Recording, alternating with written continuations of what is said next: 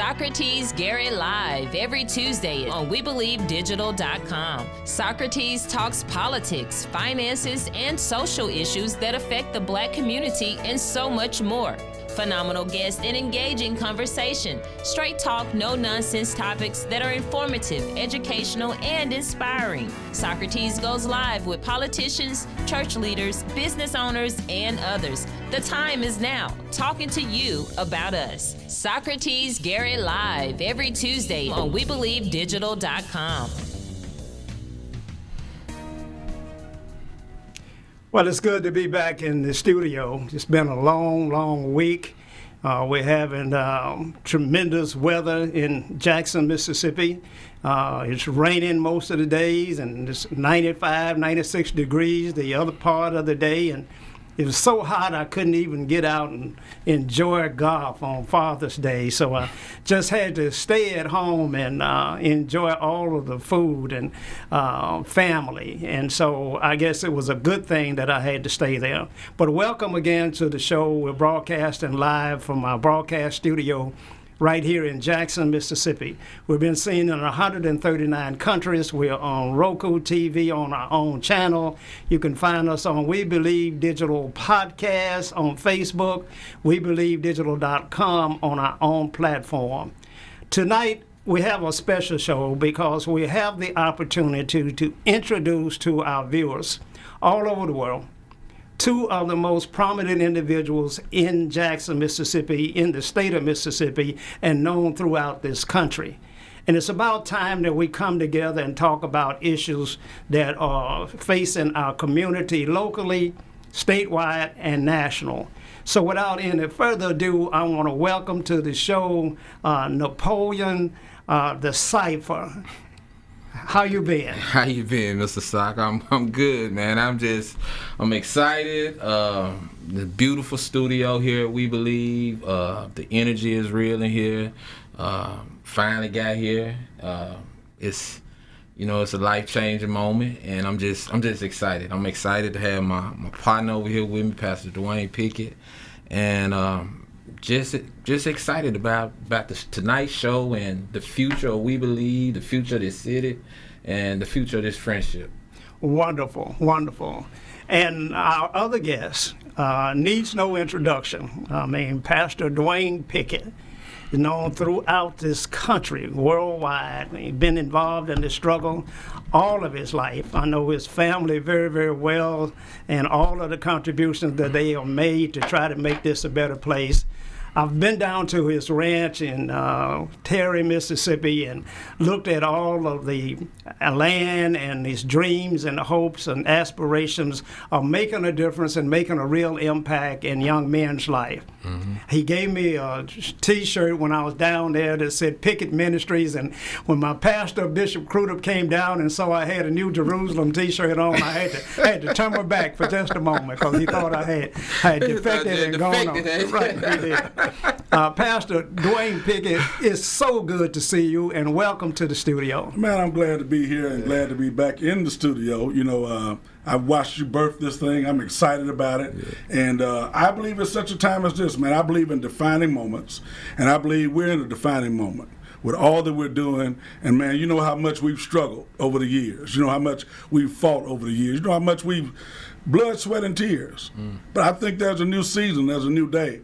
And now the key is, let's get this out. Let's make sure we're helping build people. That's what it's all about. Well, we're going to jump right into it. Polo, you've been a host on your own show now for several years, long time. So you know exactly what you want to talk about and how you want things to flow. Tonight, I'm just going to interject some things, and you guys take it and run with it when you feel that way. Yes, but I'd like to introduce in the conversation right away is what are we going to do about the divide in our community that in many ways keeps us from achieving? I think, one of the examples and one of the things that we committed to is working together, right? Mm-hmm. And we believe that the only way we do that is it has to be vision and unity. So in order to heal that divide, the place we gotta go is we have to go to it has to be something bigger than just us individually. And part of me and Polo's coming together is about, you know what, putting aside whatever differences there were, what are we doing? We're standing on the shoulders of our ancestors to make a difference. And we've made a decision, all that other stuff doesn't matter. It's time that we come together. Wow. Yeah, me and you have had many conversations. You've shared with me your wisdom. I've sat, and listened like a sponge. You gave me good direction. Matter of fact, one of my best friends, I told Pastor Pickett a story that I sent him a member that became a faithful member. And so, it was this for me, it was all about a season. It was all about, this is your season. This is your opportunity to really make an impact. I think when I look around the country, the people I talk to, and what I see happening with my people is heart-wrenching, and I'm saying people like yourself and those before you, like Pastor said, have paved the way. And here we are in 2021 standing on the shoulders of great men and women that have came before us. But instead of us progressing and really making the impact that we need to be making as Black Americans, we're regressing. And that, to me, was my call. That was a call to me to say, hey, stand up. You can do something. Share your story. Tell the people how to be upright. Be truthful. Just do the right thing, And I think one of the decisions that me and Pastor Pickett made was that at the end of the day, we grew up in this African-American community with some values that said, if you told me, Polo, I'm gonna spank your butt, I can expect to get a spanking. That's just the way it was. It wasn't gonna be no ifs and buts. And one of me and Pastor Pickett's decisions to come together was, listen, we got to go back to old school values, old school virtues and rules. Pastor, if you get out of line, I have a right to address you. If I get out of line, you have a right to address me. But we decided we're gonna do it in love. And he shared with me, he said, Polo, you have the opportunity to do a lot, but I want you to learn how to do it in love. And so, to me, that was the drawing point. Pastor? Well, Sock, one thing we do know, when we look across history and we look at the progress of our people and the different communities that rose up and the different communities that were formed, everybody knows about Tulsa, but not many people know about Mount Bayou. Not many people know about Seneca Village. Not many people know about all these other places that great things were taking place. Right? So when you look back at history and you understand historically the way we were able to be successful was when a hog was killed, everybody in the community got a chance to eat. Right? When the crops were coming in, everybody got a chance to pick. But everybody put work in. And I was reading something from Dr. Jeremiah Wright's book, and it says, any people who forget their story, any people who do not remember their history, any people who ignore their past are people who are on their way to death. Psychologists call it social death. Theologians call it spiritual death. And the Africans had a symbol. It was the Sankofa symbol, where it's a bird whose body is facing one way and the head is turned the other way. Right? It's so important that we understand. We got to understand the past, but we got to move forward in the future. Well, tell me how the two of you are able to come together as a team to try and make a difference in our community when during the last election cycle here in the city of Jackson, both of you carried tremendous influence in the community, but you certainly were had different candidates. How were you able to get past that and come to this point? With me, it was about looking. First we had a very tragic incident to happen in this city, and that was the murder of Kennedy Hobbs. And during that, I made a call to Pastor Sutton and asked him for some advice. And he was out of town. He said, well, you need to call Pastor Pickett. And Pastor Pickett had been reaching out to me for some months, and out of arrogancy, I just was not returning his phone calls. And so on this incident, I called him. He answered on the first ring. He said, Polo, I'm in a meeting, but I'll call you right back. And so he called me, and we talked. And it was at that moment that in his voice and in his heart, I could hear, I've been needing to talk to you. And I knew that, we've been needing to have a talk. Rather it was a good talk or a bad talk. However it ended, I was going to be cool with that. I was going if we came to a conclusion and he said, no, I'm not, I don't want to do it, I was going to be cool with that. And if he said, yeah, I want to do it, I was going to be cool with that. But in the process of that talk, I think something else happened, and that was I asked him, bruh, if it was anything I've done or said, I want you to forgive me for it. All right? It wasn't done out of malice. It was just done out of passion. And he said, man, I forgive you. And that was the end of it. At that moment, we settled it. That was it. Okay. And so whatever happened after that was on Pickett and Polo. It wasn't on nobody else. Pastor, I know many people don't want to see two powerful brothers come together. There are a lot of people out there that are going to be opposed to the two of you doing anything together. How do you overcome that? Well, we overcome that by being consistent. I mean, by being truthful. You know, one thing is Polo doesn't lose himself by connecting with me. Pick don't lose himself by connecting with Polo, right? We still have different views about different things, but what we found out is all of us want the same end result. Mm-hmm. So if what we've been doing has not been working, and we're working in our own areas, trying to do this, trying to do that, but at the end of the day, the people are still suffering. Mm-hmm. So what we made a decision about is anybody that wants to see what's best for our people or for our community, that's who we roll with. Mm-hmm. And people that want to continue to create a divide because of different viewpoints and so forth, then that's going to be their problem.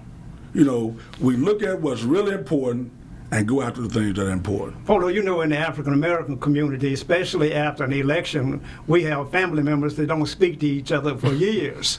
I mean, we take it personal. It seems like in the majority of the community, they all come together, even though they fought hard, but they come together. Do you think that's possible in our community? I'm praying, Mr. Garrett, that it is possible. I believe in my heart that it's possible, and I believe that the move that we're making, even the ability to be sitting here with you, is a sign that it's possible. One of the things I think that was monumental in one of our conversations is that we understand one thing about other people's culture, but we don't understand our own culture. Maybe we haven't really identified with what our culture is. But you made that comparison, is that this election, at the end of the day, rather my candidate didn't win and his did, our people needed some type of continuity. They need something that's pushing them towards a greater good. Me and him being opposed to each other and trying to move the city forward, we wouldn't have got that. So by us coming together, we now have that common good all in one situation. And we, like you said, will we still disagree on some issues? Yes, we will. But at the end of the day, we're going to change some people. We're going to change some communities. We're going to change some policies. And I think that's more important than any differences or opinions that we might have about candidates or anything else. I got a text this evening that there were two young teenagers shot at the same place that Kenny Hobbs was killed 2 weeks ago, just today. Crime is a real issue in our community and nationwide. I see mayors and I see elected officials all over this country talking about this increase in violent crime in the African American community. And we're killing each other like life doesn't matter at all. How are you guys going to try and come up with some way of dealing with some of these kind of issues? Yeah. You know, I think the number one thing is we're concerned about humanity. We're concerned about everyday people, right?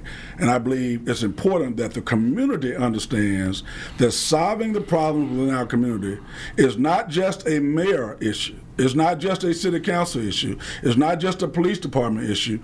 It's a community issue, right? So we've got to figure out ways to recapture watchmen in our communities, okay? And that means persons who care enough about the community to decide this will not go in my community. And we got to recreate those values, and we got to talk about those values. And I'm telling you, it's so important that we got to show, not just say. It can't be just lip service. We have to show that we value every person equally. Wow. Well, I tell you, crime is a major issue in this country. It's affecting the quality of life for everybody. Folk are leaving our city. Folk are leaving our state. folk are leaving urban cities all across the country, Pastor, because of crime. And African Americans seem to have some kind of propensity to create the crime at a rate that we've never seen before. And Polo, I want you to dive in on it, because the deal is, I want to hold you up a minute, because I'm going to go to commercial break just very shortly. Okay. But I want you to, when we come back, I want you to try and share with us why your generation, I got more gray hair than you, why your generation seems to be experiencing a breakdown in society and causing them to create all of this violent crime. Gotcha. You're listening to We Believe Live, Socrates, Garrett Live. We're here in the studio. Stay tuned for this commercial. Have you had your Earth Blend coffee today? At Earth Blend Coffee, we take pride in offering you the very best of beans across the world, blended and roasted to perfection, giving you superior quality and satisfying and flavorful taste. Experience the world in one cup with Earth Blend Coffee. To order, visit earthblendcoffee.co now.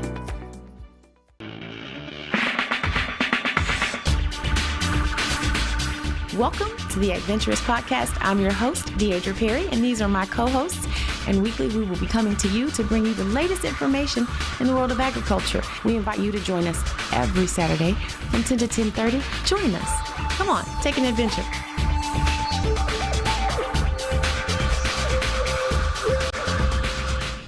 We're back in the studio. Polo, would you pick up and try to explain to us why we're having this breakdown in the African American community as best you can? Yeah, Sock, that's a great question, and I have spent numerous days, nights, hours in front of the computer, talking to people throughout the country, trying to identify with what's wrong with us as a people. And one of the things I'm going to say, and I'll say this, and you'll be hearing this a lot from this platform, is that we have a culture problem. And I said that earlier. It's crime is not the problem. It's the culture of the African American people. The perception that I got to be hood, or I got to be street, or I got to be a thug, or I got to have a gun, or I got to be able to show you, another black individual, through a high-powered weapon, that I'm bad. That's a culture issue. And so the crime is just a direct correlation of what's wrong with our culture. And I believe that happened, and my generation is to blame for that. I think, and this will take us on a whole national scale, but I think even when we look at the current president today, Joe Biden, and what he has done in African American communities, when he was in legislation, the bills that he wrote that sent thousands of African American men to the penitentiary, and left children without a father. And so you had a whole culture of people that went unattended to. And then we didn't do a good job as picking up the pace from people like yourself that left us in a good position. Those that were left here and didn't find themselves victim to those type of strong sentences that they put down on African American men that were sentenced under those crack laws. Those that were left here still didn't do a good job in picking the community up and doing what we were supposed to do as men and raising our children, being good fathers, looking out for our elderly. So you had a 10 to 15 year span of no direction, no teaching, no standards, no morals, no responsibility. And so we warped as a people. We went backwards. And so now what we're having is the onslaught of all of that absence. No preaching in the church, no community doing what we as a community had been taught to do all the way up into that period. And so it's the culture. And then in this city, what's disturbing to me is when African American men go spend money with Caucasian gun dealers here in this city and buy weapons and make them rich to come and kill African American people. Wow. Well, Pastor, you are from Mississippi Delta. Yeah. Tell the world a little bit about your experiences being black, from the Delta and race relations and all the way up through Emmett Till and what impact that had.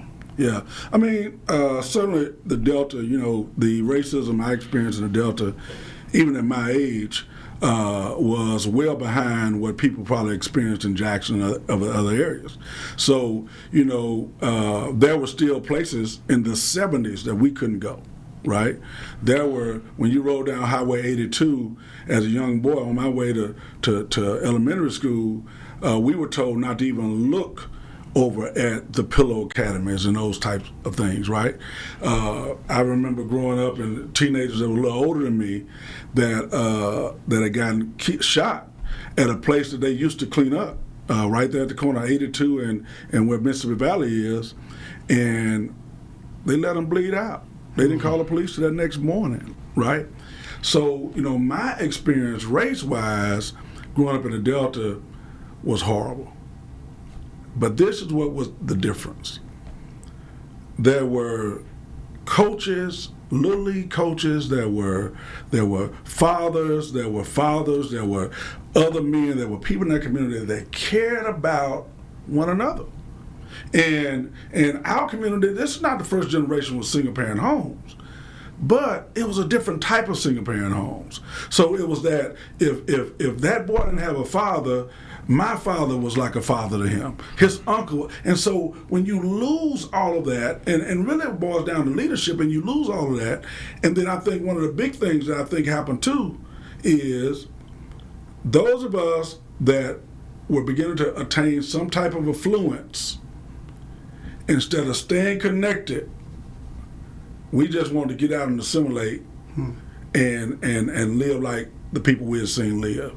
And I think there was a loss of reconnecting to make sure we pull up one another. And I think that's the only solution we have. It has to be now that we're willing to come from behind our gated communities, come from where we are, and go and not just talk about how much we care, but show how much we care. Wow. Are you saying, Polo, that integration was bad for the African American community? I know you said lack of leadership, disconnect. Both of you are exemplifying that same theory, but during the same period we were experiencing integration. Do you think it had an impact on us? Yeah, I think it had a damaging impact on us, because prior to integration, we knew what we had to do for each other. We knew we had to shop at black stores. We knew we had to hold black communities accountable. We knew that pastors and deacons and lay people had to do right with the monies that people were giving to the church. The church was one of the strongest institutions that we had. We knew that our judges and the few people that we had in some positions would fight hard for us. When integration came, all of that stopped. It was like somebody told us, okay, you're free to go to their stores now. You're free to go hang out with them now. And I really believe this in all my heart. I believe that we picked up some ways that were not conducive for us. You got to think that the Negro was still learning his way. He was still learning his way in America. All his life he had been oppressed. He had been pushed down. So the moment when he started trying to do for himself and among himself, they said, hold on, wait a minute. It looked like he can do all right. Let's go ahead and let's let them spend their money with us. Let's let them go to our schools. Let's let them do this. And from that point there, we went backwards, because it's in the history books. If you look at the schools in the 60s in Mississippi right now, let's say Lanier and the communities, Lanier looked at better in the 60s than it does now in 2021. Wow. How does that happen? How does that community look better in the 60s under all that adversity, with the lack and the little that they had? But now here in 2021 with all this technology, look at that ward. Wow. Look at that school. Wow. Pastor, what's your thoughts? Sock, I think we have to overcome the concept of not valuing one another. And I believe, we've all experienced it. We've had good experiences, bad experiences, and let's just use contractor. You've had good experiences with black contractors, bad experiences, good experiences with white, bad experiences. But we are so quick to discount one another. And I don't think we have any value in one another. Now, I don't want to downplay the fact that that Caucasians played into that and helped to divide us. Okay, there's no question about that. But the way we're able to overcome that is we understand who we are. Okay, we understand who we've been called to be and our purpose for what we're supposed to do as a people, and then understand the DNA. Those of us and our ancestors that survived the boat ride, that survived the sickness, that survived slavery and Jim Crow, inside of us is the ability to overcome anything. But we cannot do that if we will not work together as one. Well, I was at a rally not long ago, and Senator John Horn said that our leaders today are out white folk and the white folk. And, you know, it's something that we got to deal with. I think that all of our leaders, elected leaders, appointed leaders, whomever calls themselves a leader, start out with good intentions. Yeah. But there is a lack of a deep understanding of where the problem is, what the source of the problem is, and certainly a lack of understanding what the hell to do about it. Right. And so, since we have that deficit, and there's nobody dealing with it from a standpoint that they want to see the community do bad, how do we correct that? How do we help fix that? Accountability. Go ahead. I mean, you already know, Sock. That's my word. I've literally, I've been about going on 2 years now, have taken that word and just said, you know, where is it at in our community? And I said that, and I'm glad you said that, because I wanted to interject and ask all of us sitting here today. When we talk about an elected official, you know, I don't think that many of us even understand what an elected official is. That means I elected you. You represent me. You don't get the right, according to the Constitution of the United States of America, you don't get the right to do what you want to do.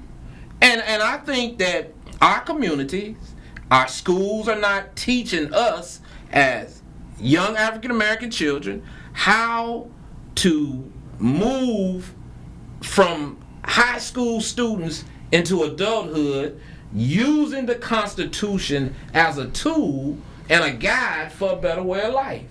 An elected official is an elected official. He's a public servant. He works for the people. And he is to do everything that the people ask him to do. Our problem is the people don't know what they're supposed to be asking for. Pastor, your thoughts? Accountability, Sock. I think we've lost in the sense of accountability. When you look across the board and you look at the results of people that serve in elected positions, and you say, okay, what are the results? What are the results? What are we seeing? I mean, and we got to see movement. And I think oftentimes we're not seeing movement, and instead of us dealing with that, we keep electing the same people in position, right? And it has to be that we demand movement. Now we got to understand that to move and turn around a culture, or to move and turn around a city, takes more than 2 years, 3 years, 4 years. It takes doing the right thing over a period of time. Most researchers say to change a culture, it takes 10 to 12 years. That means doing the right things over a period of time consistently. All right? And one of the things in this last election, let's just say for Jackson, was my biggest concern at the beginning of this, and the mayor knows this in the beginning, was I believe we got to get continuity. We got to get somebody that's in office more than 4 years and out. We got to figure out a way to do that, and that's across the board. That's not excusing the things that have not happened, but listen to this. To make movement, it's not just one person in office. That means the city council has to do right. That means the mayor has to do right. That means in our situation, the board of supervisors have to do right, right? So we got to demand that, not for ourselves, but for the people. It can't be that I can get a contract, oh, I'm happy and I can go home and be quiet, but my people are still suffering. Well, Pastor, you're in a state that's last in everything, and so, you know, it seems to me where there's high poverty, there's high crime, and there's high division. if Mississippi is last and you're the poorest state in the nation, and then you're an African American in the poorest state in the nation, how do you expect to pull yourself up? I get that, but I guess my thing is that an excuse for us, the people, because I'm in a poor state, because I'm African American, because my city is not being governed or ran to what I feel is supposed to be ran to. Does that give me an excuse for it not to change? I think there has to be something in us as a people. And I think this is what me and him are saying about this coming together. There has to be, in between hope and despair, there has to be the ability to change. There has to be something in us as a people to say, no matter what the odds are, no matter that Mississippi is poor, no matter that we know the government is not going to give us anything, I'm not expecting anything. The only thing I'm expecting is sock, pick, polo, is to do right by people. And if we can pull that together as men and women, if churches can do right by the people, if community leaders can do right by the people, if elected officials can do right by the people, eventually the people will learn that doing right is the way out. Wow. I tell you guys, this is a heavy conversation, a deep conversation that applies to the world. Same issues we're talking about today in Jackson are the same issues they're facing in Baltimore. The same issues in Los Angeles. Absolutely. So stay tuned. We'll be right back after this break. Have you had your Earth Blend coffee today? At Earth Blend Coffee, we take pride in offering you the very best of beans across the world, blended and roasted to perfection, giving you superior quality and satisfying and flavorful taste. Experience the world in one cup with Earth Blend Coffee. To order, visit earthblendcoffee.co now.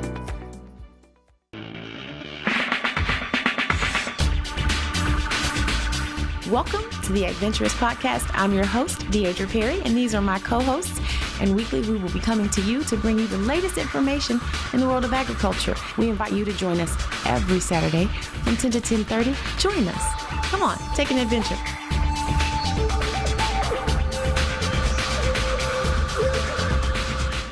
We're back.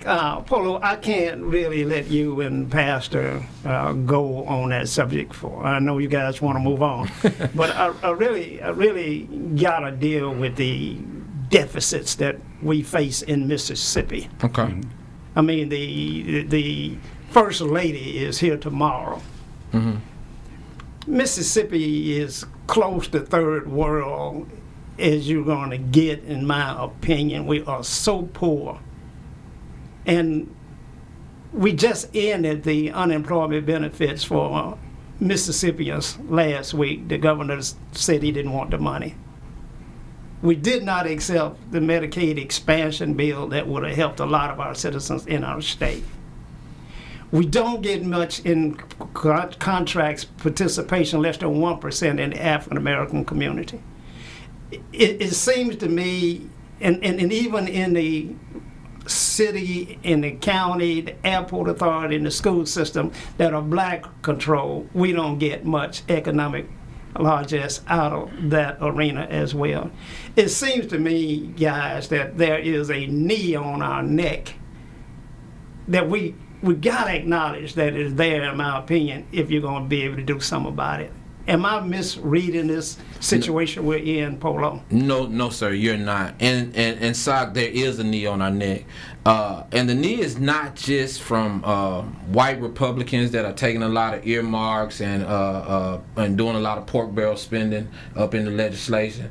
But there are also some African Americans that we have elected that have their knee on our neck that are not doing their job up at the State House. They're not lobbying. There are no strong African American special interest groups that are saying, listen, we want to put more attention over here. over here on public education, we know right here in the city of Jackson, Mississippi, the second largest school district in the state of Mississippi behind DeSoto County, 97% of the children in this school district are poor. They're in poverty. 80% of the schools are in deplorable conditions. But yet we have a superintendent that was hired without the proper credentials to run this district. And not an outcry from our legislative body, not an outcry from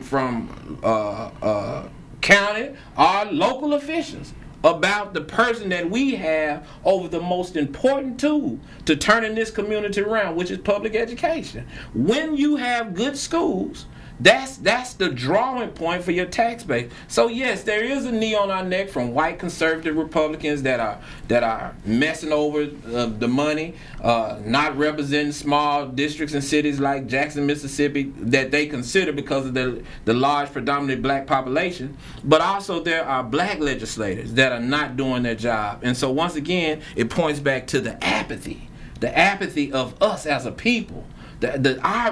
We have young African American children, graduating from Jackson Public Schools.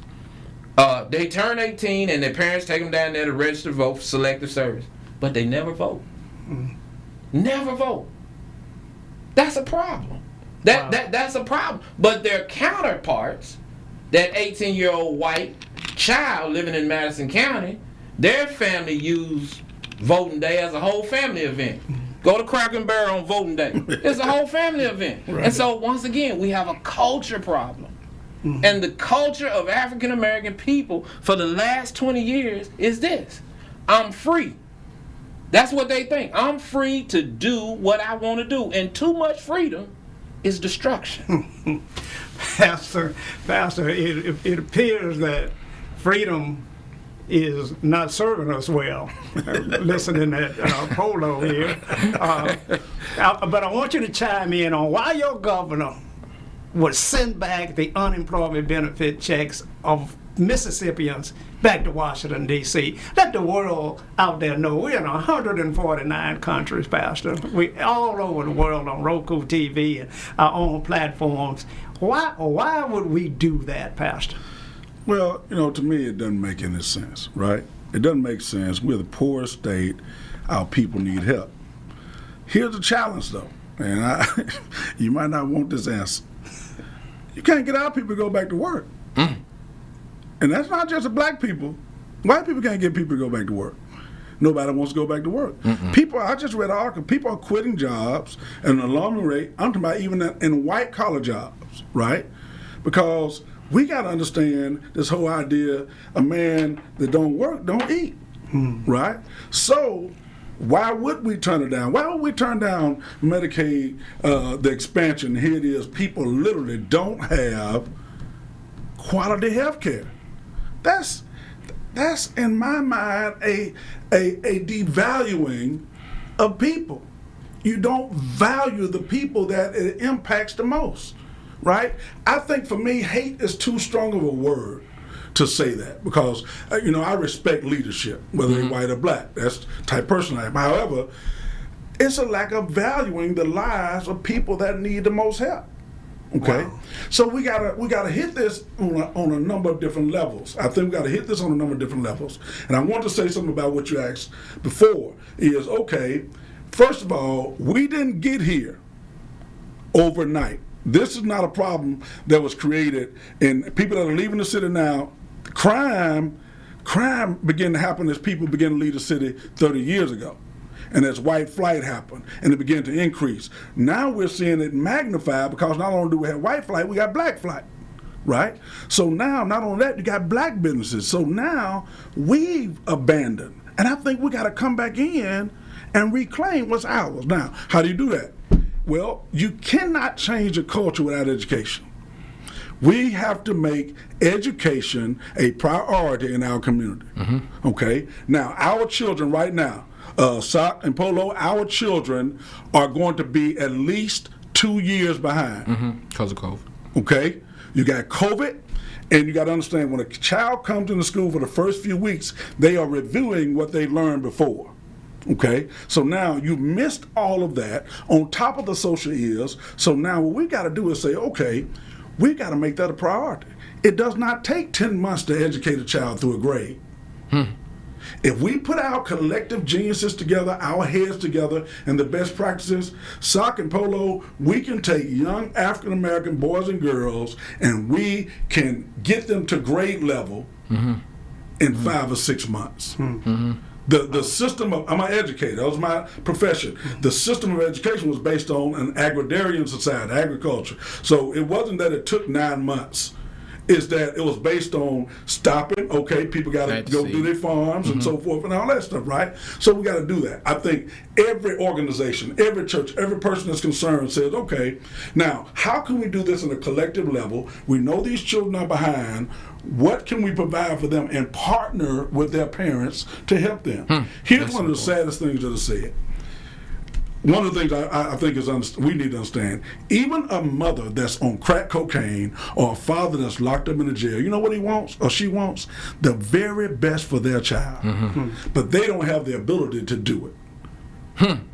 We, to whom much is given, much is required, we have the ability to help change that. Secondly, our education has got to be economics.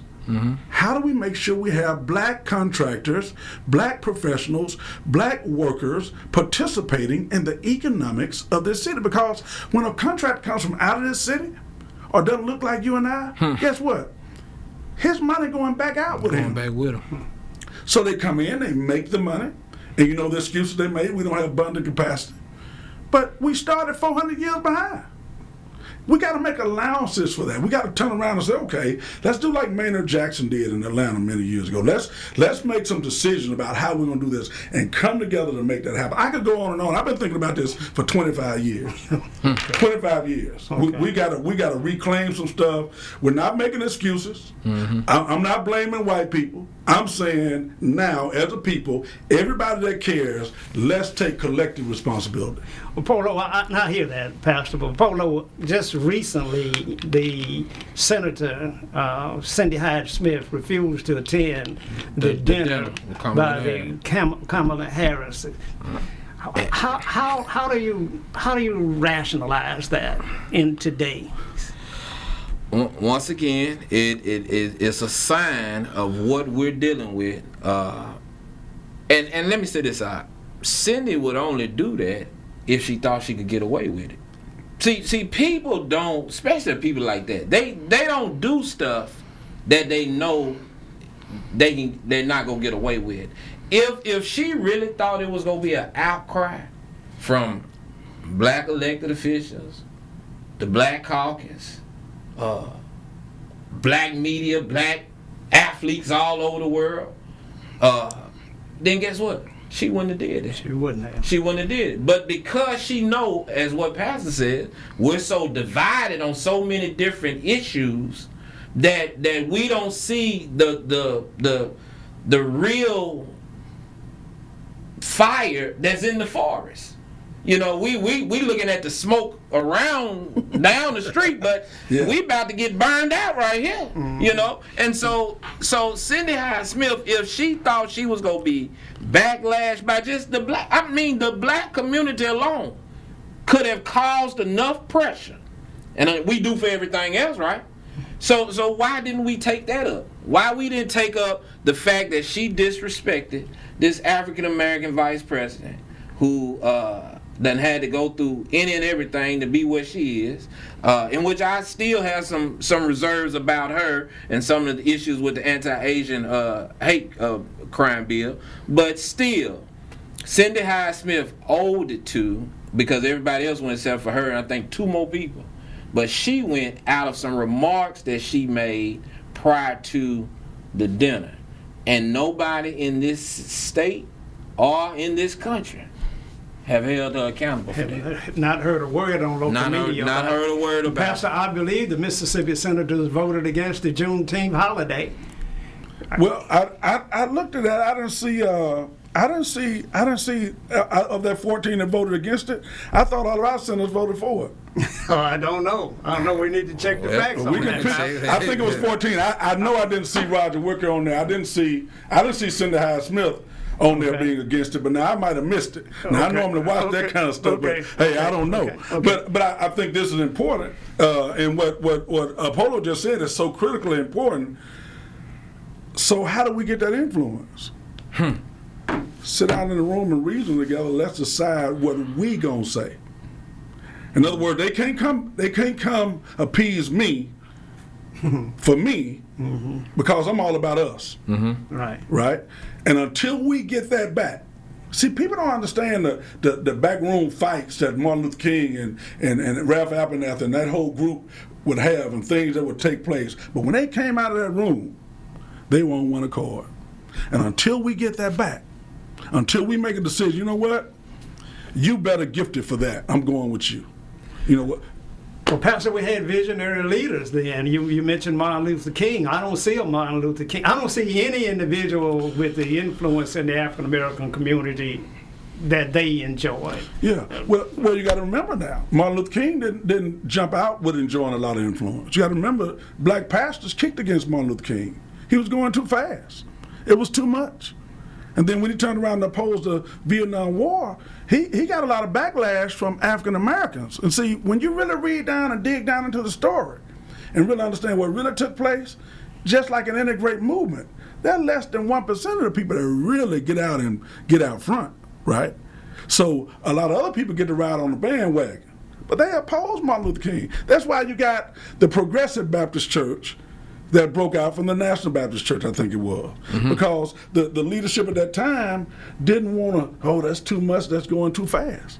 So I think it takes people, and I think there are many Martin Luther Kings now, right? I think there are many of them. I think there are men and women that have not even opened their mouths yet. I think collectively, I think me and Polo are Martin Luther King type. I think you are Martin Luther King, but we got to make up our minds that we're going to go after it and we're going to stay with it. And we ain't going to stop until change comes. That's what it's going to take.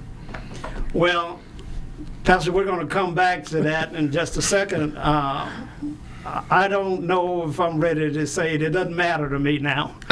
I don't think that our commitment runs that deep anymore. I think that we had leaders, and the African American community respected those leaders enough to follow back then. It's hard to get Negroes to follow anybody or to come together on anything right now in this climate that we're in. And so I want to get you to talk about it a little bit more. You're watching Socrates Garrett Live. We're here in the broadcast studio in Jackson, Mississippi, being broadcast all over this country. Stay tuned for this commercial. Have you had your Earth Blend coffee today? At Earth Blend Coffee, we take pride in offering you the very best of beans across the world, blended and roasted to perfection, giving you superior quality and satisfying and flavorful taste. Experience the world in one cup with Earth Blend Coffee. To order, visit earthblendcoffee.co now.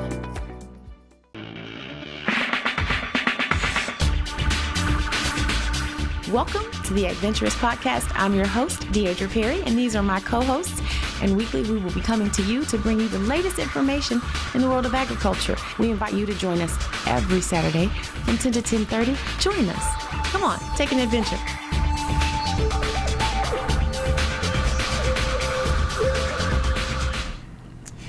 Welcome back. We're live again. We're back in the studio here in Jackson, Mississippi. We're broadcasting right from here in Jackson. We've been seen all over this country in 139 different countries. We're on Roku TV.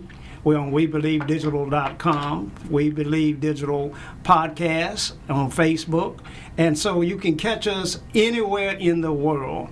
And our guests here tonight are the two prominent individuals in the city of Jackson, Mississippi, with the heart and the intentions of making a change in the lives of African Americans all over this country, throughout this world. And so we're so happy to have them in the studio tonight. This is our last segment, and so we're going to deal with some issues, guys, or whatever you think that's important. And I want to let the viewers know that they can look forward to seeing Polo and Pick in this studio coming to you as often as they deem necessary, because somebody has got to say something to our folk at this time. Our children are killing each other. Our families are being destroyed. Black leadership is less than effective. White leadership seems to be oppressive, being more oppressive and scaling walls and doing all kind of crazy things in this environment and this climate. So it's something going on out here that we better pay attention to. And it's going to take visionary leaders like my guest tonight to talk about that. Pastor, I was told that white America feels that it's being threatened by the browning of America, and that we're going to see them react and protest and scale walls like never before, because they are afraid that their way of living, their lifestyle, is being threatened by the browning of America. What's your thoughts on that? Well, my thoughts on that is I do understand that people have fear, right?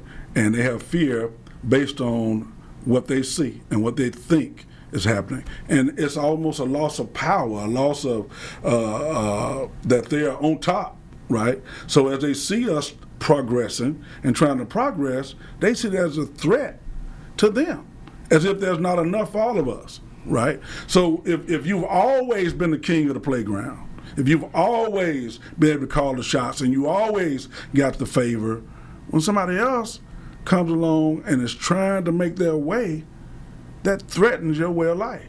And I think it's just a collective fear from people looking at us really getting together. And they've always fought to keep us from really getting together to make a difference.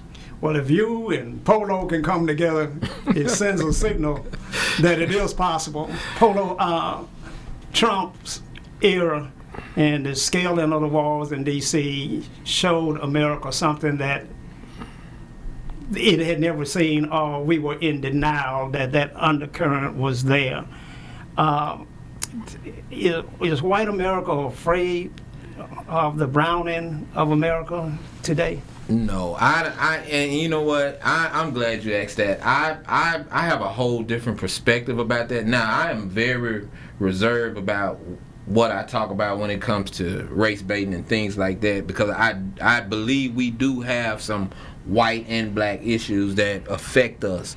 But I think that media, the liberal media that is ran mostly by Jews, I think that they promote the agenda that white America is afraid. Because when you really look at the numbers, you do the homework, white Americans are dying off at a great rate in southern states like Mississippi, Texas, Louisiana, things like that. They're being overly populated by African Americans and Hispanics.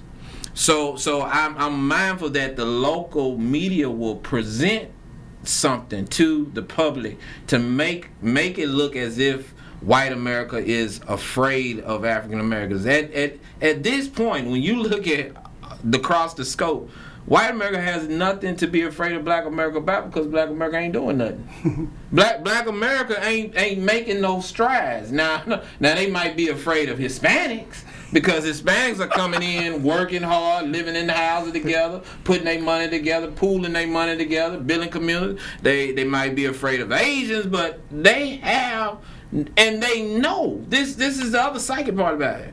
White America knows, especially, and I don't want to get into this because I don't think we got enough time, but your Dixiecrats, white Dixiecrats know that black Americans are going to vote Democrat no matter who's on the ticket. They know that. And so those are some of the most wealthiest people in this country. And they're not afraid of black rising up, because guess what? They got black people where they want them at. White Republicans, they have no reason to be afraid of black people rising up, because Every time a black person get $1 here in Mississippi, he takes it to a white conservative county and spends his money. So white people are not concerned about that, Uncle Sock. I think what they're more concerned about is other white militias and other white liberals who are projecting that there is some type of fear, and it's really not.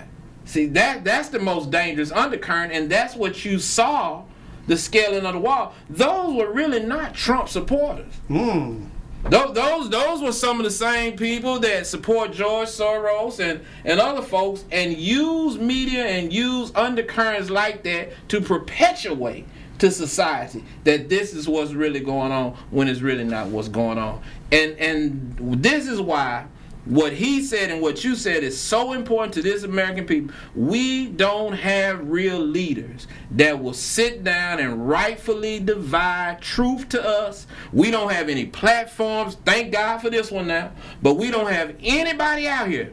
Travis Smiley, Oprah Winfrey, Tyler Perry, none of these so-called great people are really sitting African American people down saying, beware of this, beware of that. Many of them are in the back rooms taking payoffs and saying, I'll keep you in the box. I'll keep them in the box for you. Give me this amount of money. That's why you only have one Oprah. That's why you only have one Tyler. That's why you only have one LeBron. One. You don't see a whole bunch of them. But guess what? They have multiple families, have multiple generational wealth. You know? Why we don't have those same options? Wow. Generational wealth. Pastor, we all first generation, and we don't have generational wealth because we can't never get to the second generation. That's it. We're always starting over. And you mentioned about the time that it takes to change a culture. Pastor, what are we going to have to do to move this ball forward for the African American community? I know you said we got to change the culture, but we got to get into the ABCs of what black folk need to do. Right. And I don't want to just put you on the spot with that. It's such a heavy question that if we had the answer, maybe we would have already implemented it. But somebody has got to lead us. What is it? What's your thoughts on it? Well, every great movement begins with passion and leadership, right? So, Dr. Martin Luther King said in his sermon called The Good Samaritan, he said, I choose to identify with the underprivileged, right? He said, I choose to identify with the poor. I choose to give my life for the hungry. I choose to give my life for those who have been left out of the sunlight of opportunity. I choose to live for those who find themselves seeing life as a long and desolate corridor with no exit sign.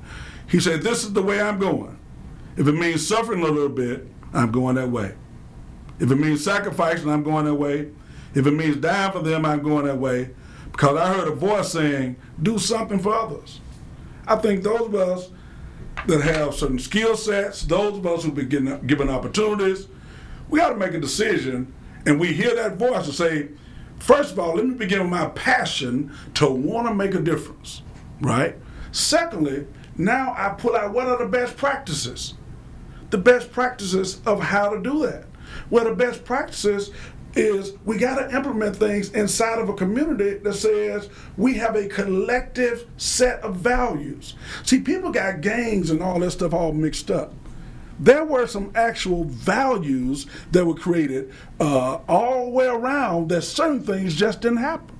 And so what we got to do is decide we're going to get some certain ethical values that we're going to define about our community and how we're going to operate with one another. Wow. Okay? Well, Polo, you have a interesting story. One story that demonstrates that a young man can turn his life around and it can achieve and come out of some difficult situations from time to time. At some point in time, I think it would be wise for you to tell our listeners, our viewers, a little bit about Polo and the things that you've gone through to get you to this point. Well, one of the biggest things, Sock, is that this last ordeal that I experienced by the state of Mississippi trying to silence me, realizing what was really down on the inside.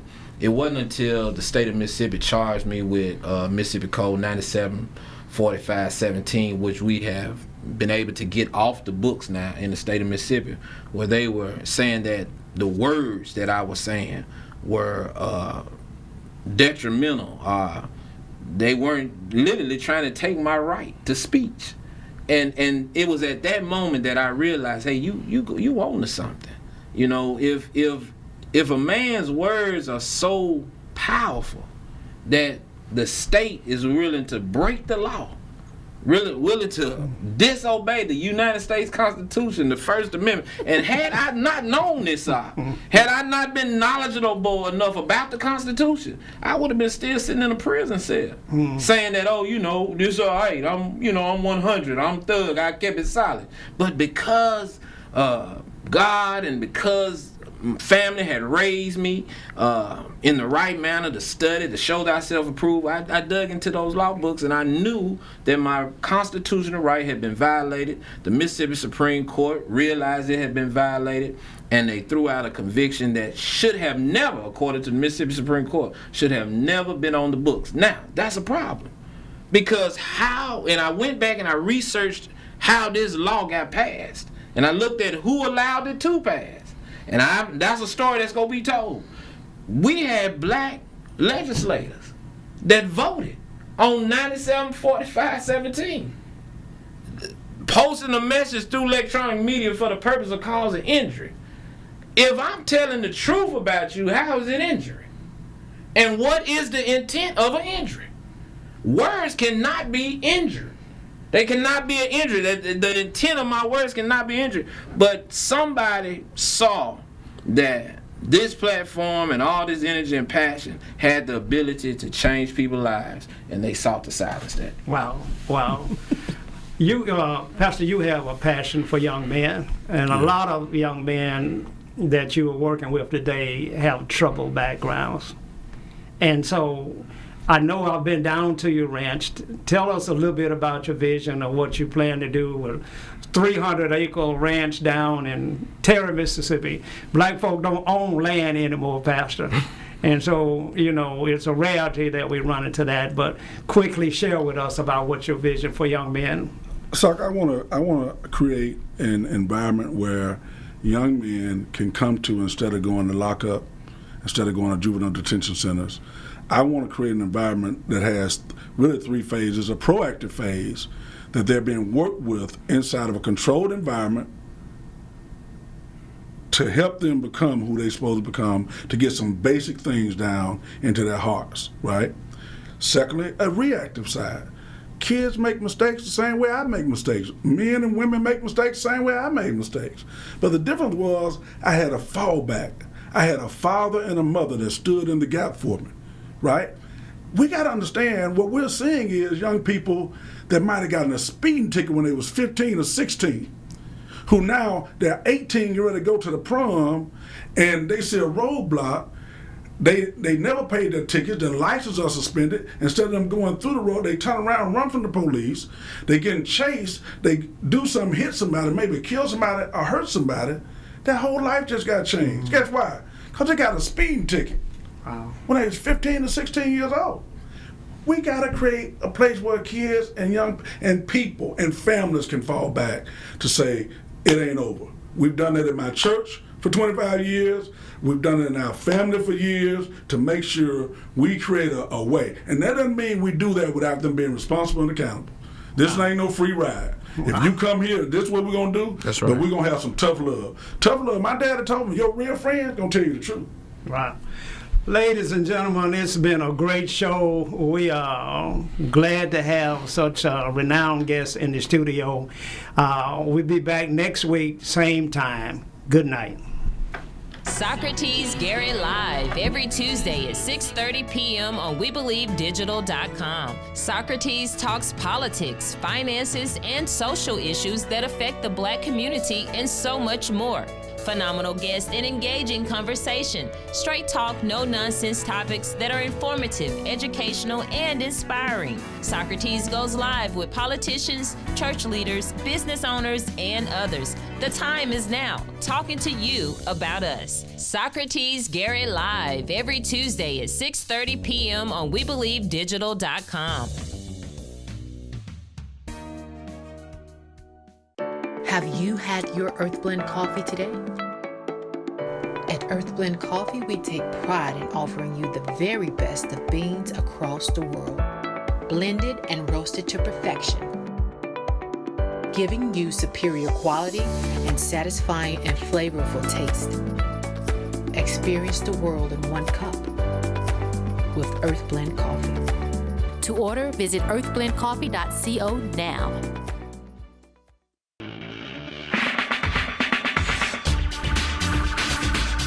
Welcome to the Adventurous Podcast. I'm your host, Deidre Perry, and these are my co-hosts. And weekly, we will be coming to you to bring you the latest information in the world of agriculture. We invite you to join us every Saturday from 10 to 10:30. Join us. Come on, take an adventure.